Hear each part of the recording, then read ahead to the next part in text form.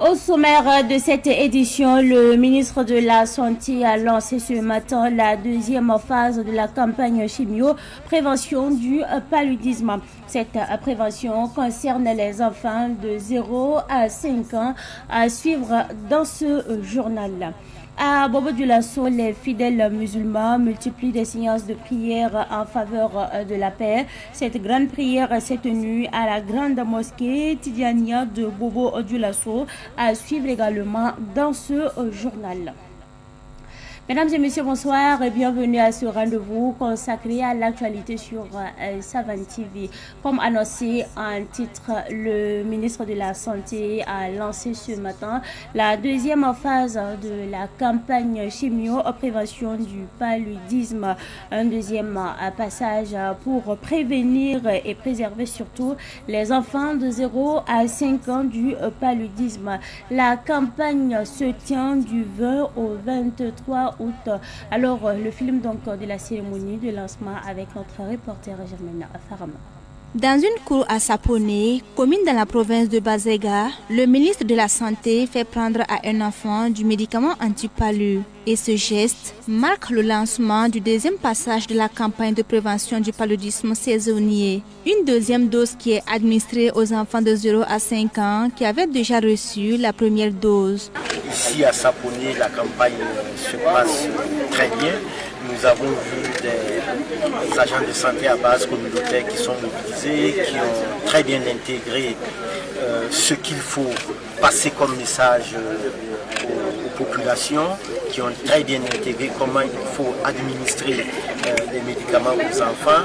Et cela est extrêmement important. Ça nous montre toute la puissance de la santé communautaire. Il s'agit d'administrer gratuitement des médicaments qui vont prévenir la survenue du paludisme. Cela sur 3 jours. Les mères d'enfants, les gardiennes d'enfants sont chargées elles-mêmes de conduire l'administration à la même heure à laquelle le médicament a été administré le premier jour. Et nous voyons que les choses véritablement se passent très bien.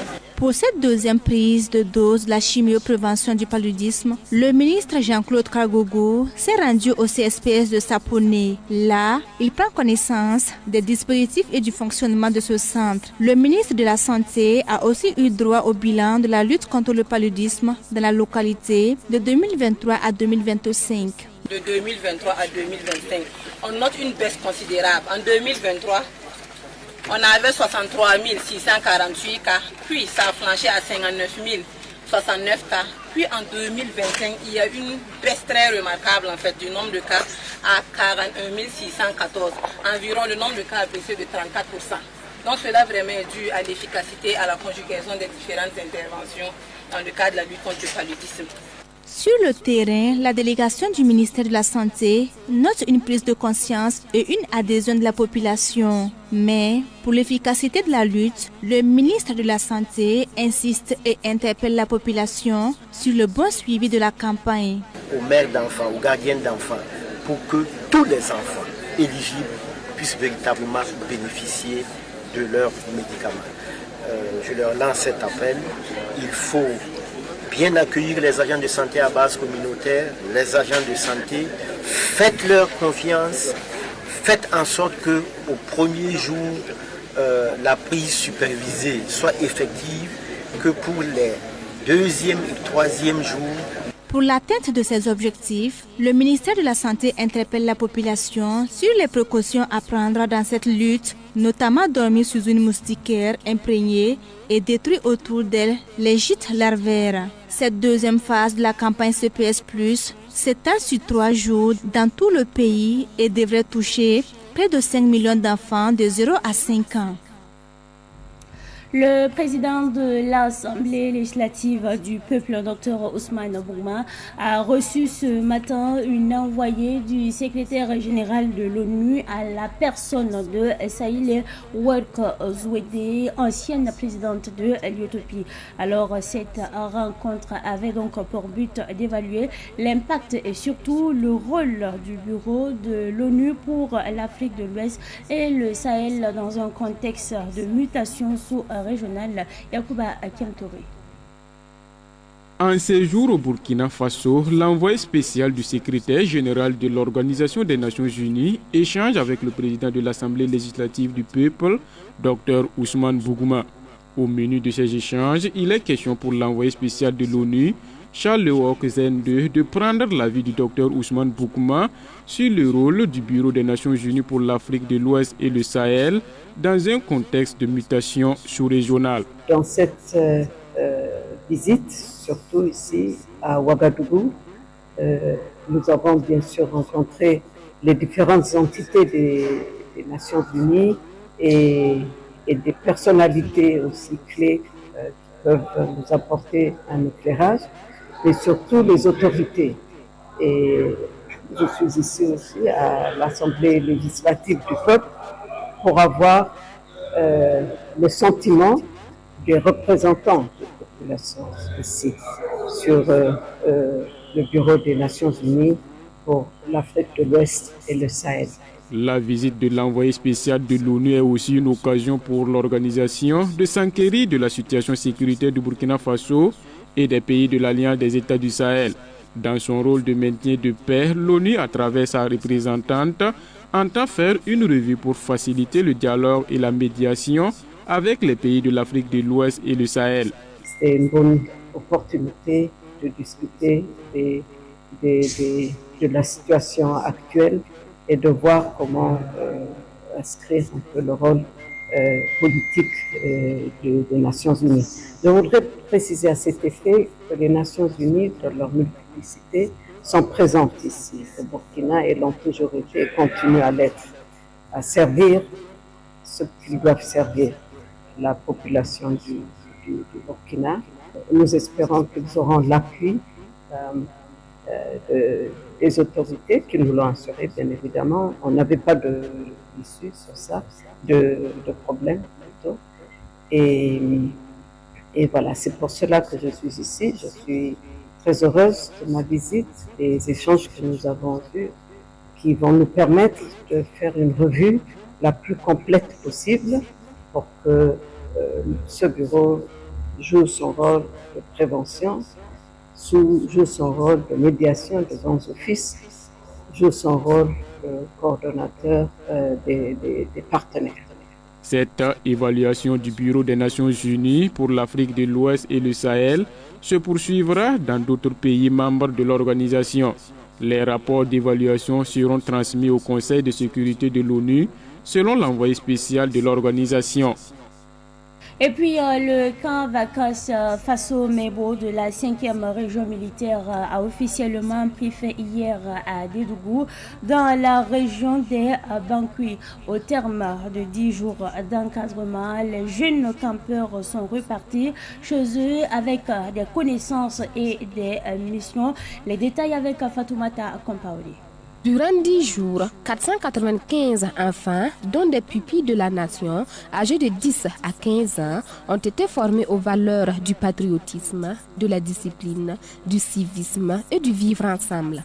Selon le commandant de la 5e région militaire, le lieutenant-colonel Sosten Koulibaly, l'initiative vise à transmettre des connaissances et former des consciences capables de contribuer au développement du pays. Le Burkina Faso de demain ne se construira pas demain, mais se construira aujourd'hui, dit-il. Il a invité les jeunes campeurs à rester dignes de leur nom de baptême, Taïro, qui signifie « l'avenir nous appartient », à respecter leurs parents et à approfondir leurs connaissances sur l'histoire du Burkina Faso. Dans son intervention, le coordonnateur de Faso-Mebo des régions de Bankui et de Sourou, le lieutenant Oumarou Edraogo, a appelé les parents à assurer la continuité des enseignements reçus par leurs enfants. Faso-Mebo a sémé, les encadreurs ont arrosé, mais c'est dans vos familles que cette sémence doit continuer à grandir, a-t-il indiqué. Au cours du camp vacances de la 5e région militaire, les campeurs ont aussi participé à la confection et à la pose des pavés, à la construction des banquettes, à des activités artistiques, à des plantations d'arbres et à des travaux communautaires.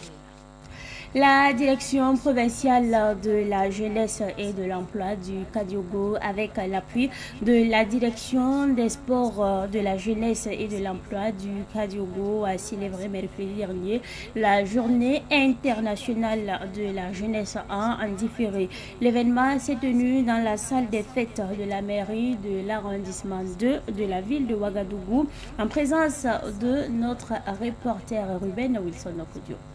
La journée internationale de la jeunesse constitue une occasion privilégiée de méditer sur la place des jeunes dans la société, mais aussi de mettre en lumière leur capacité à prendre des initiatives, placées sous le terme rôle, responsabilité et engagement de la jeunesse burkinabé dans la construction d'un espace confédéral souverain. Cette édition invite la jeunesse du Kadiogo à s'ériger en véritable force de proposition, d'action et de transformation patriotique. Il faut le rappeler que le 12 août passé, notre région, province à la fois, a pu donc célébrer la journée internationale sur le plan national, réunissant tous les jeunes du Burkina Faso. Bon, on n'a pas voulu donc rester en marge. On s'est dit que pour notre région, pour notre province, il faille qu'on essaye aussi de faire quelque chose pour une cible des jeunes donnés. C'est pourquoi aujourd'hui, bien sûr, avec les directeurs provinciaux, on a initié donc cette journée pour encore communiquer sur les valeurs de la révolution progressiste et populaire. Essayer donc d'informer aux jeunes leur place, leur rôle pour soutenir dans cette révolution amorcée. Être révolutionnaire ne se limite pas aux grands discours.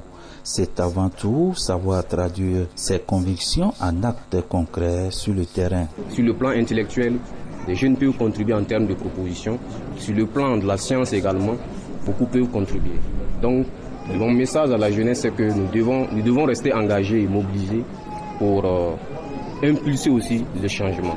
Parce que c'est de notre génération et la mission nous incombe. Maurice Konaté, haut-commissaire de la province du Kadiogo et président de cette cérémonie, a exhorté les participants à prendre pleinement leur destin en main. À la faveur de la journée internationale de la jeunesse, le message est clair, c'est inviter les jeunes à se mettre au travail, c'est inviter la jeunesse à être responsable, à prendre son destin en main.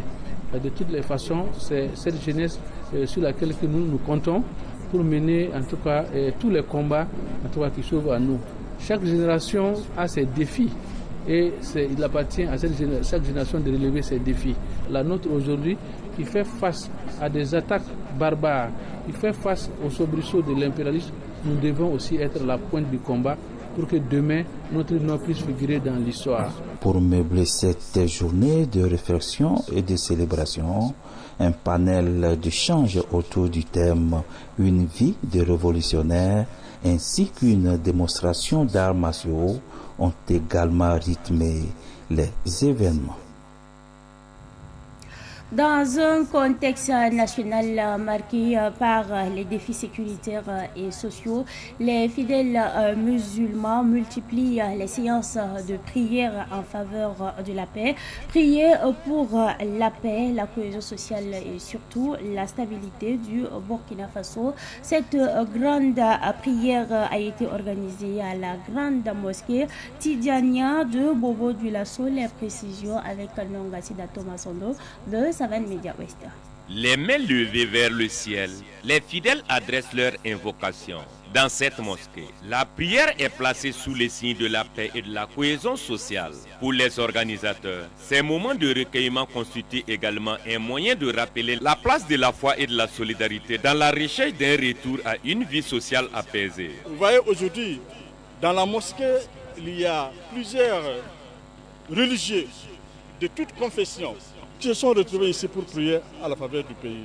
Donc nous ne pouvons que remercier Dieu et remercier tout le monde qui se s'est déporté ici pour cette manifestation. Et notre joie est très grande et nous prions Dieu que les prières qui sont faites soient exaucées. Nous avons pris conscience de cela et la plupart des Burkinabés ont compris que seule la lutte pourra nous libérer. Au-delà du moment de recueillement, le message est également un appel à l'unité. Face aux difficultés que traverse le pays, les responsables religieux invitent les populations à préserver la solidarité et le vivre ensemble. J'avoue que c'est l'émotion qui a envahi mon cœur en prenant la parole et puis en participant à cette rencontre de prière pour la paix, pour la cohésion dans notre pays. Ces gens d'initiative sont à encourager, à soutenir, à promouvoir. Et comme dit le psalmiste, si le Seigneur ne bâtit la maison, en vain travaillent les bâtisseurs. Si le Seigneur ne veille sur la ville, les gardes veillent en vain. Donc il est important et très intéressant. Nous sommes tournés vers le Seigneur aujourd'hui en demandant son secours, en demandant son aide pour que la cohésion, la paix s'installe d'une manière définitive dans notre pays. Si la prière spirituelle a rythmé la journée, l'engagement des autorités administratives, chefs traditionnels et des mouvements citoyens est venu réaffirmer l'importance de la cohésion sociale.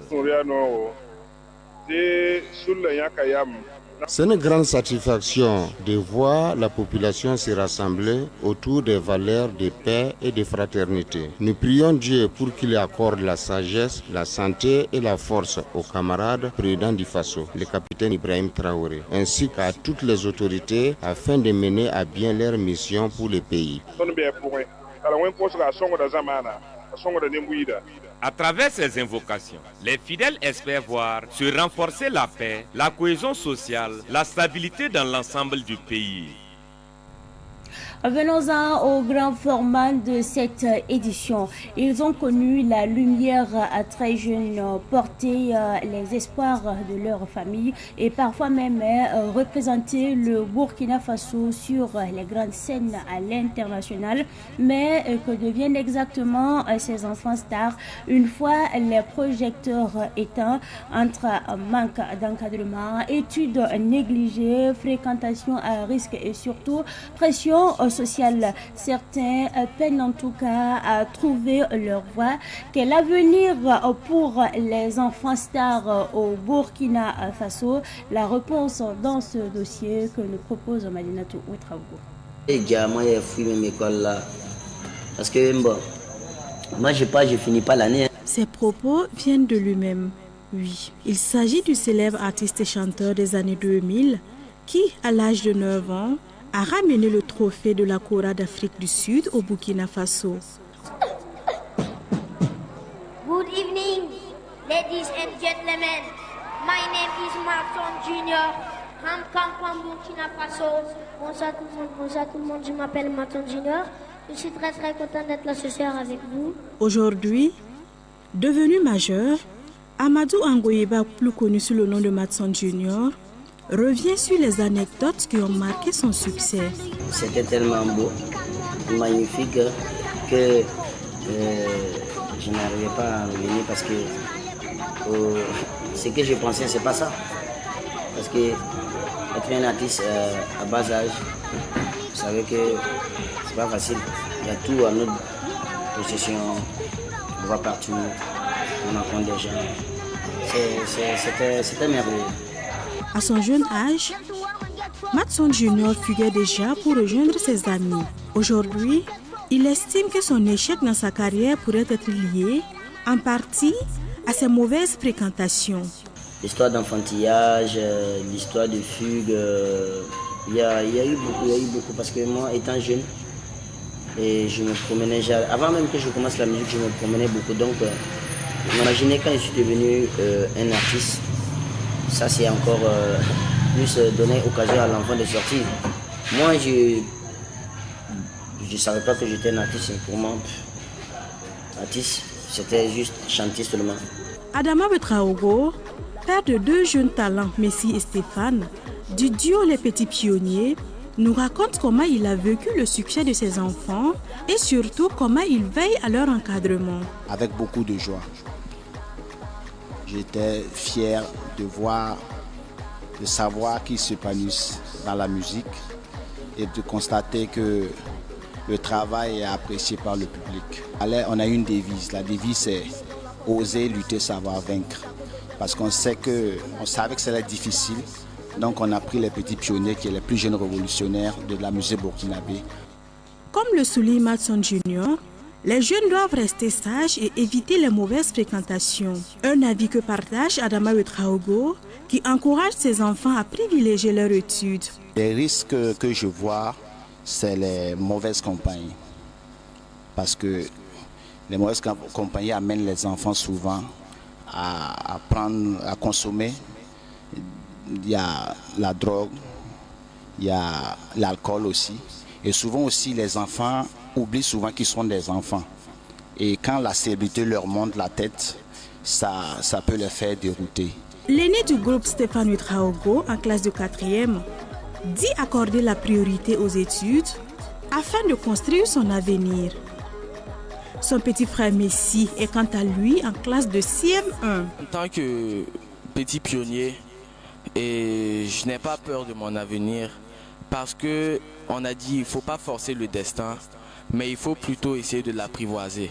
Donc en se comportant très bien, en étant un enfant sage et correct, en sachant distinguer le bien et le mal, voilà, on peut avoir un bon avenir. Au fait, j'ai toujours mis les études en priorité.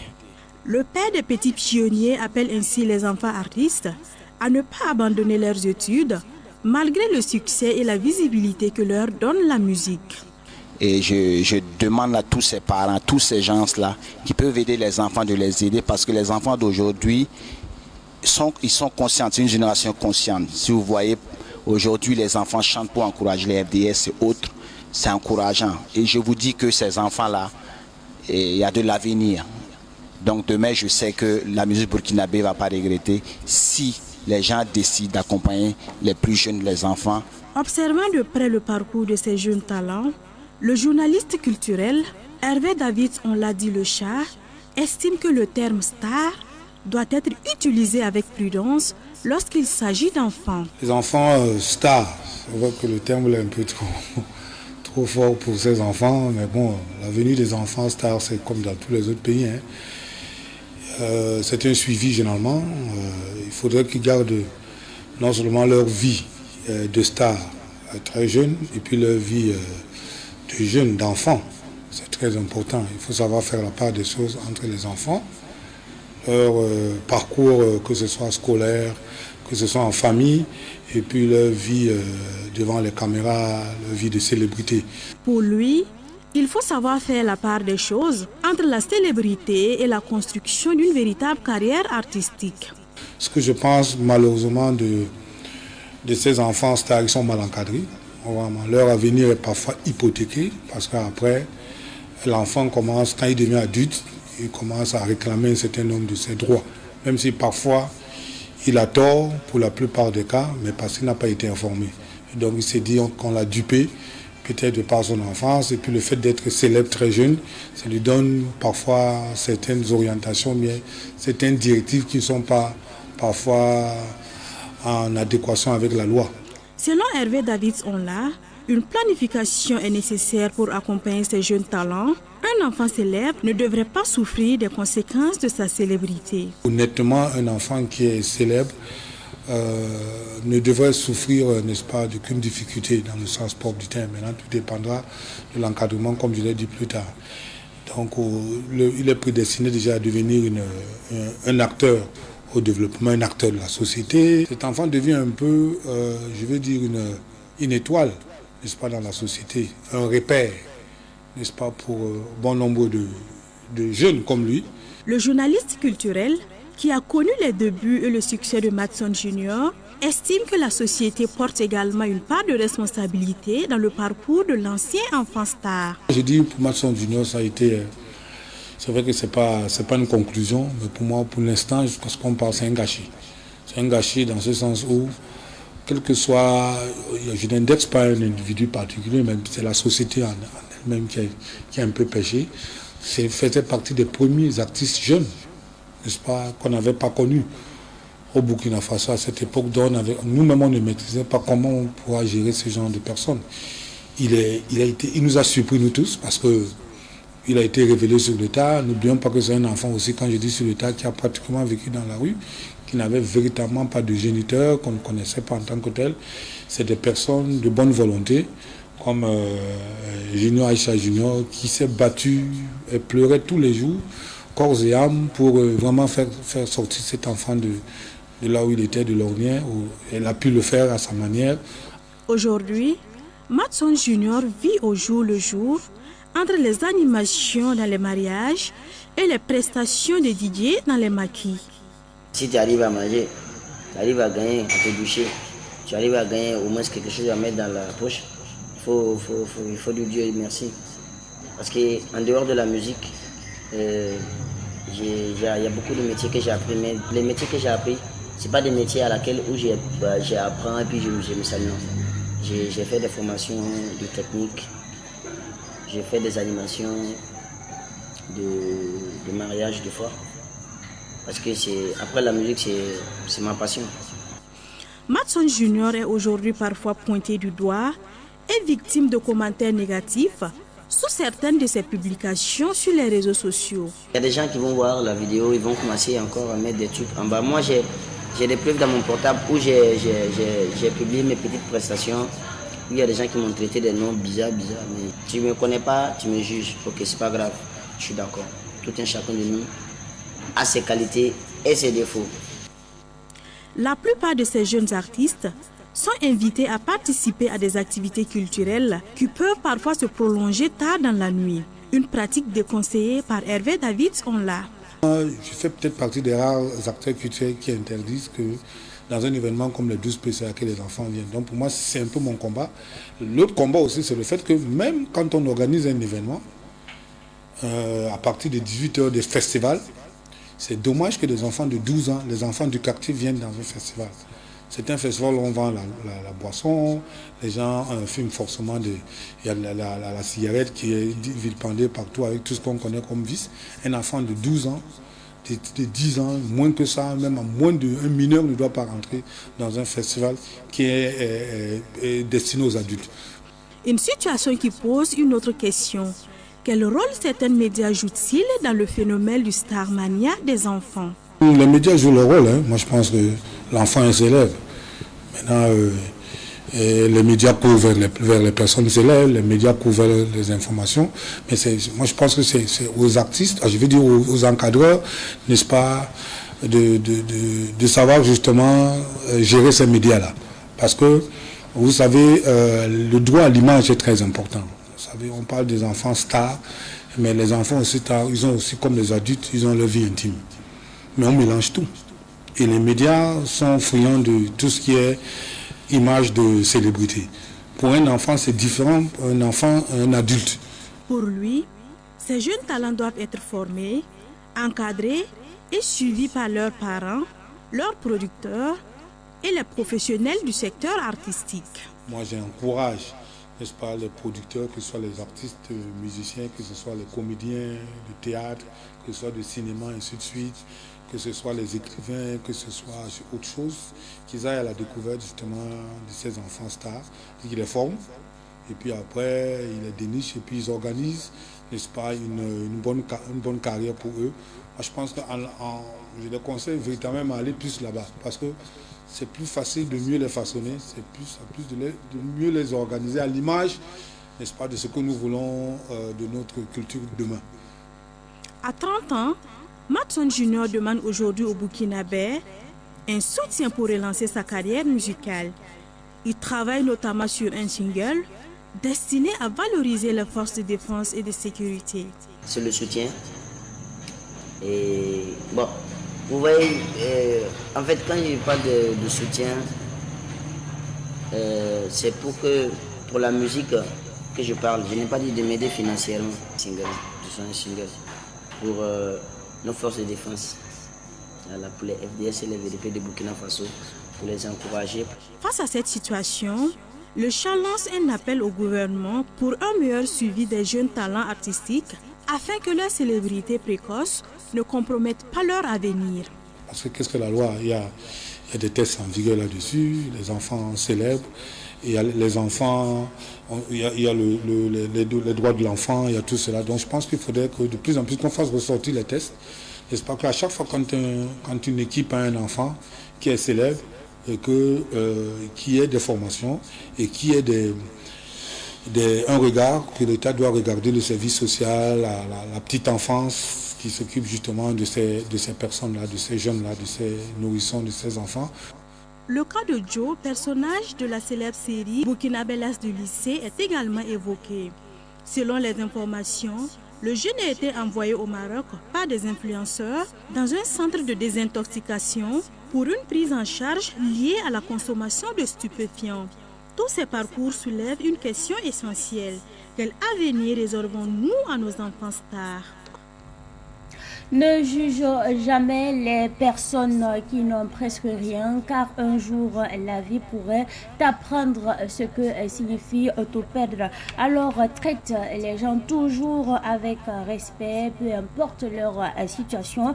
Ne méprise jamais personne, que ceux qui ont des oreilles entendent. C'est donc tout pour cette édition du soir que j'ai pris en tout cas du plaisir à vous présenter. Merci à vous pour votre constante fidélité. Bon début de week-end en compagnie bien sûr des programmes de la télévision, des nouvelles idées. Bonsoir.